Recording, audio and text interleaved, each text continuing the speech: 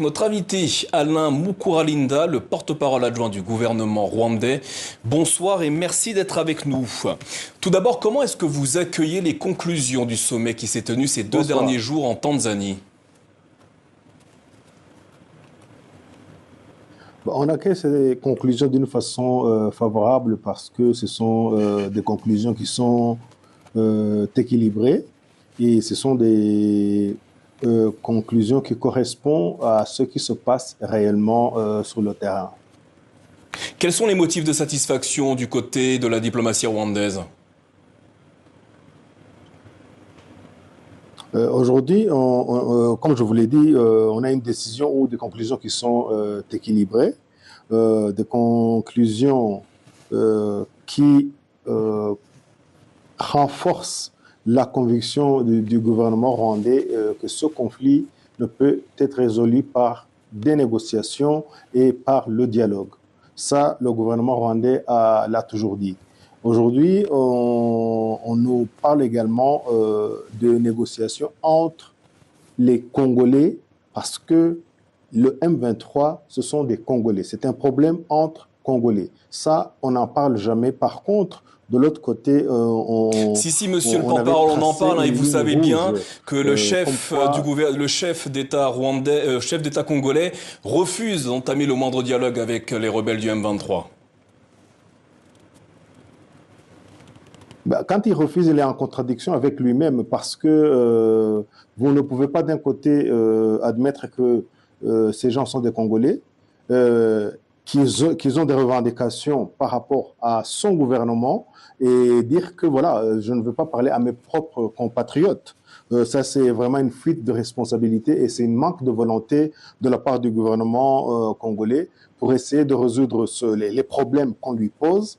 Et il préfère mettre en place un narratif qui stipule que tout ce qui se passe, tout ce qui ne va pas à l'est de la RDC, c'est à cause du gouvernement rwandais. Heureusement que les chefs d'État de la région, les chefs d'État de plusieurs pays voisins de la RDC ont compris ce qui se passe réellement. C'est ce que je disais, que c'est une décision équilibrée parce qu'elle prend en compte ce qui se passe réellement sur le terrain et non ne va pas seulement dans le sens du narratif qui a été mis en place par le Alors, gouvernement Alain congolais. Mukuralinda, le chef de la diplomatie rwandaise, a salué un sommet historique et fructueux qui propose des solutions de court, moyen et long terme pour le retour de la paix dans l'Est de la RDC. De quelle manière votre pays entend-il participer à ces solutions? Le Rwanda va participer à la recherche d'une solution durable comme il l'a toujours fait. C'est-à-dire apporter son soutien à tout processus qui conduirait aux parties qui sont impliqués dans ce conflit à des négociations et à un dialogue. Le Rwanda a toujours été d'accord, le Rwanda a toujours dit que ce problème ne pourra être résolu que par des négociations et non pas par des actes de guerre. Donc, Pourtant, monsieur le porte-parole, les présidents cette congolais et résolution. burundais accusent le Rwanda d'être à l'origine du problème dans l'Est de la RDC. Que leur répondez-vous? Je leur répondrai que ce n'est pas le Rwanda qui a attaqué. C'est le gouvernement congolais qui est en guerre, qui a commencé la guerre avec ses propres compatriotes. C'est le gouvernement congolais qui est allé appeler les renforts du gouvernement burundais, les milices, les mercenaires, vous les avez vous-même. C'est eux qui sont allés chercher tous ces renforts. Ce sont eux qui ont renvoyé l'armée de la communauté et de l'Est africaine. C'est eux qui les ont renvoyés, qui avaient une mission de la paix.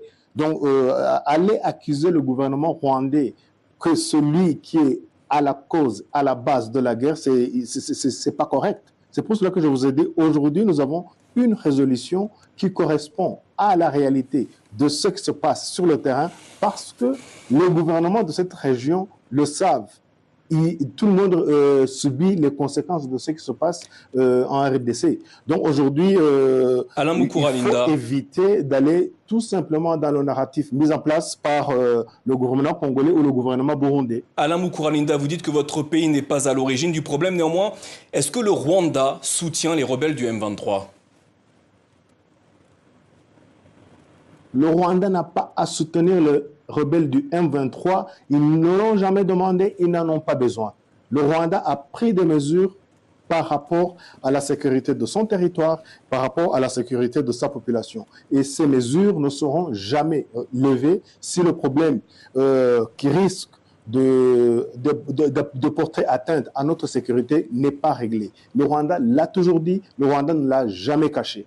Donc, si les mesures qui ont été prises sont interprétées par le gouvernement congolais ou par les autres comme un soutien au M23, ça c'est une erreur et c'est la raison pour laquelle ce problème continue à perdurer.